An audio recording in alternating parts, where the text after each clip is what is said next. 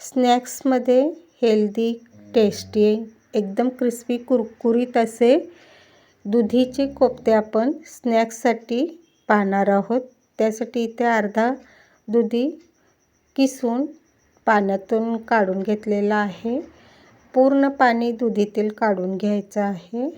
त्यामध्ये 1 चमचा बारीक चिरलेला कांदा, पाव चमचा किसलेलं आलं, पाव चमचा किसलेला लसूण, 1 मिरची बारीक चॉप करून, धना पावडर, जिरा पावडर अर्धा चमचा, लाल तिखट, पाव चमचा हळद, अर्धा चमचा लाल तिखट घालून थोडीशी आमचूर पावडर, थोडासा हिंग घालून घेऊया. थोडासा ओवा हातावर क्रश करून आणि थोडेसे जिरे पण घालून घेऊया. आता यामध्ये बारीक चिरलेली भरपूर कोथिंबीर घालून घ्यायची आहे. त्यानंतर यामध्ये थोडीशी कसुरी मेथी हातावर चुरडून घ्यायची आणि तीही घालायची आहे. चवीपुरतं मीठ घालून 4 चमचे बेसन पीठ मी यामध्ये घालणार आहे.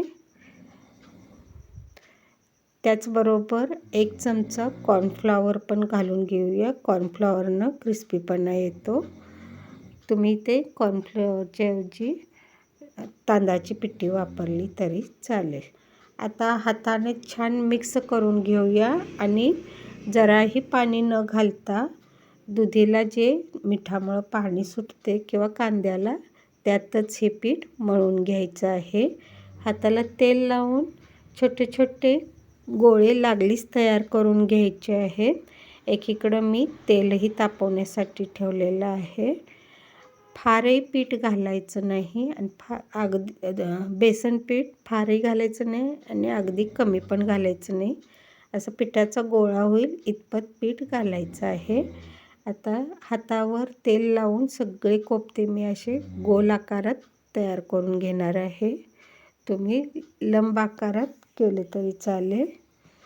आणि हाय फ्लेमवर कडकडीत तेल पहिला तापवून घ्यायचं आहे आणि गॅसची फ्लेम बारीक करून सगळे कोफ्ते अगदी क्रिस्पी कुरकुरीत होईपर्यंत तळून घ्यायचे आहेत.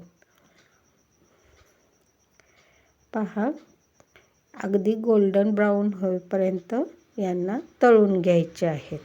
हा तुम्ही पदार्थ स्नॅक्ससाठी पण खाऊ शकता. धन्यवाद.